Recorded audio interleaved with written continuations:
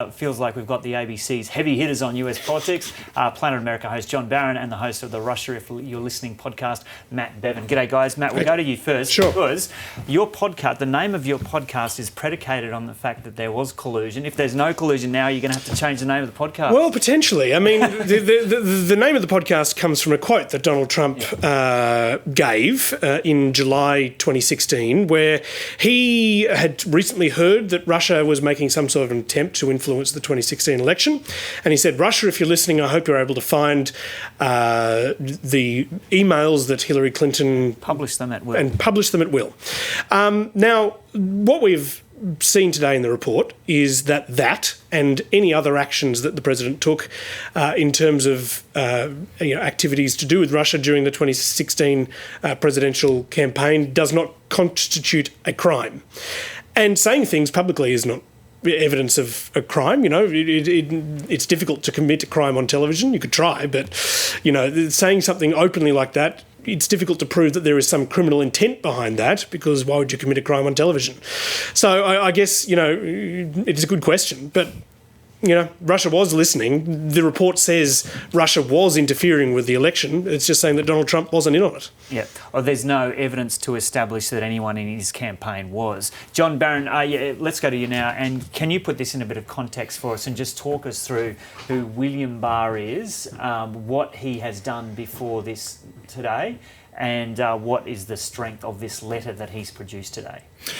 What William Barr, who was appointed Attorney General after the previous Attorney General, Jeff Sessions, was sacked after last November's midterm elections, William Barr was essentially appointed to take receipt of the Mueller Report. The Mueller Report is happening under the auspices of the Department of Justice, but you have a special counsel, in the case of Robert Mueller, who is supposed to be working at arm's length.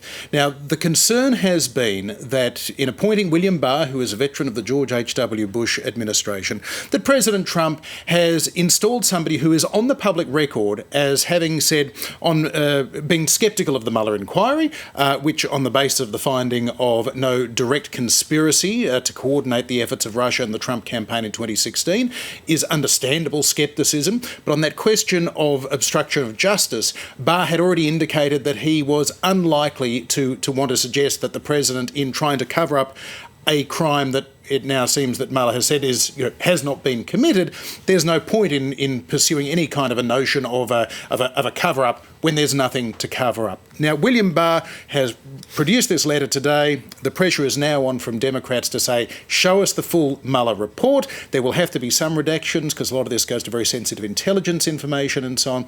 How much of that we see and when we see it is going to be intriguing. And the extent to which Democrats focus in on that, they try and impugn William Barr. They've already said that Bob Mueller, we think he's a heck of a guy. We trust in Mueller. But William Barr, is he now the one that's going to be dragged up before Jerry Nadler and the Judiciary Committee? It looks likely. Will they then get Robert Mueller up to say, well, as for what William Barr said, what do you reckon about that? Important to remember that Barr and Mueller have been friends for decades. Okay, Matt, so President Trump has come out this morning and said complete and total exoneration, not only on the first issue of interference in the collusion with Russia, but also on obstruction of justice. But clearly, with the few quotes that we've seen from Robert Mueller in this 4-page letter this morning, that contradicts that completely. Yeah. So this is not the full story, is it? No, and certainly what Donald Trump is saying is that I've been completely exonerated, and it's an odd thing to say when the summary by his own Attorney General specifically says this does not exonerate President Trump. So no, this certainly isn't the full story. There is an enormous amount of information that Robert Mueller has and is not in these 4-page letter. In fact, the 4-page letter has almost no information from Robert Mueller in it at all. It's a lot of legal interpretation of what he's going to decide to do, what the Attorney General is going to decide to do about the various parts of this investigation. But I don't think anybody... I think everyone wants to see the report. The question is whether the report, when you see it in full, is as good a news for Donald Trump as this letter seems to be so far. And so, John, despite the fact that in the first part of this letter today, it says that the special counsel has found that there was not sufficient evidence for a prosecution of the Trump team on the issue of collusion, how big a blow is this for the Democrats?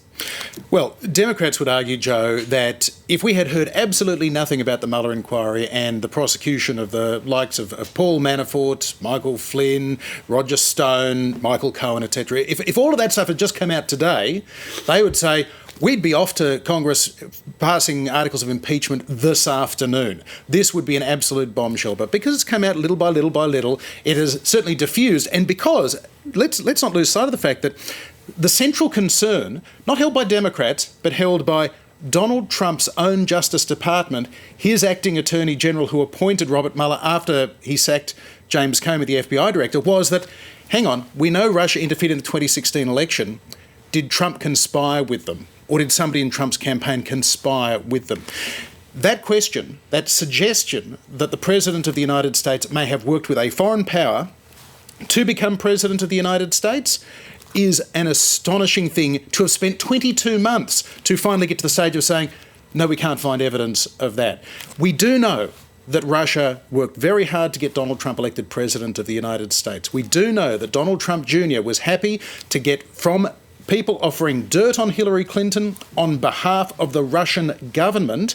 He said, if it is what you say it is, I love it. That was the Trump Tower meeting in June of 2016. We do know of all the connections between the likes of Roger Stone and WikiLeaks and Russian intelligence hackers like Gusev 2.0. All of that is on the record and is known. What we've simply discovered today is nobody in Trump's orbit actively, secretly conspired because Russia was already doing all of this stuff. And they had more than 100 contacts between Trump campaign figures and Russian government figures, more than 100 contacts, but it didn't amount to a conspiracy as such. These were fellow travellers. Donald Trump won that election by 78,000 votes in 3 states. The reality is the President of the United States is president today in no significant part because Russia put the fingers on the scale for him. He didn't collude with them to do it, it turns out, but they did it. Okay, so Matt, where to now from here for Democrats keen to pursue this further?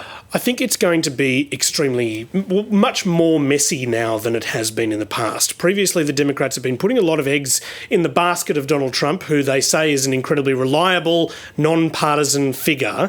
They were hoping that Robert Mueller is going to deliver them some sort of a messaging campaign that they can use in the 2020 election. He hasn't done that, or it seems that he hasn't done that from the summary. So what they are going to do is they are going to continue what they plan to do, which is rain subpoenas down in the White House and the Trump organisation from now until November next year, when the next election is on. They're going to investigate everything from his business to his inauguration fund to really everything, his campaign contributions with Michael Cohen. But to what extent can Donald Trump say, now, guys, leave me alone, you're flogging a dead horse, you've done this, there's been this huge investigation, this is totally unfair that you're targeting me? He will say all of those things almost exactly in that way, and it will be a much more convincing argument for him because it'll only be one side, it'll be the Democrats, his arch enemies, opposing him. It will not be this non-partisan central impartial figure, which was the way that Donald Trump was seen. So, going into the 2020 election, it's going to be more difficult for the Democrats to argue that Donald Trump is a crook or a criminal or anything like that, considering he has this piece of paper that says that he's not, or that he certainly didn't do anything that rises to the level of a criminal conspiracy.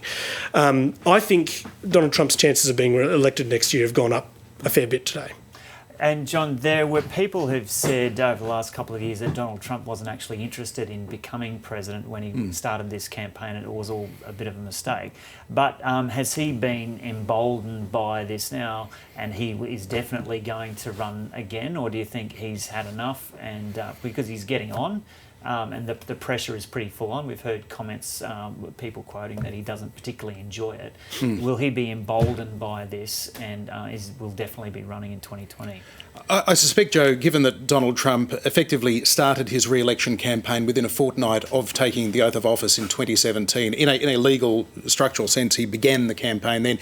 He's already today tweeting out his Keep America Great re-election slogan. He's running for re-election. Now, there is a possible scenario which could see the US economy tanking next year, his approval rating, which is already historically low, going further down rather than up as a result of the Mueller inquiry. And bear in mind, It's gone down 1 or 2 points when there have been major developments in the Mueller story, the sacking of Jim Comey, but it's been in this narrow band of mid-30s to mid-40s. He's the only president ever to not get above 50% in the Gallup poll in the first 2+ years of his presidency. So he's got an uphill battle, but incumbency is very important. He also knows from a purely ego level, he doesn't want to be seen as a one-term failed president like George H.W. Bush or Jimmy Carter. So we can expect Trump to run again, but as he does so, he's got all of this other legal jeopardy hanging out there in New York, whether it's the Southern District of New York or the New York State Attorney General, that are looking into everything that his business has done over many, many decades, including the now shuttered Trump Foundation, which he seems to have spent charitable donations on a painting of himself and paying his own legal fees out of charitable donations. I mean, all sorts of things that was all minor compared to this Mueller inquiry, wasn't it? Well, it seemed so in contrast, as did a sexual harassment case brought by a former contestant on The Apprentice, who now will probably have a sworn deposition from the president later this year, which opens up a huge risk of perjury for President Trump, as well as bringing up all of that sort of sexual harassment, sexual assault scandal from the 2016 campaign that nearly ended his presidential run before the Comey letter and the Hillary emails and everything else came out. So it's going to be, unfortunately, for those that prefer politics to court cases, this is going to be a very busy period of time for Trump's lawyers, and it certainly doesn't end here in many ways. With the Mueller inquiry now to one side, we're going to see further probing of all these other potential corruption scandals. So forget collusion, it's now going to be corruption. Okay, well, unfortunately, our chat has to end here. John Barron and Matt Bevan, thanks so much for having a chat to us. Thanks, Joe.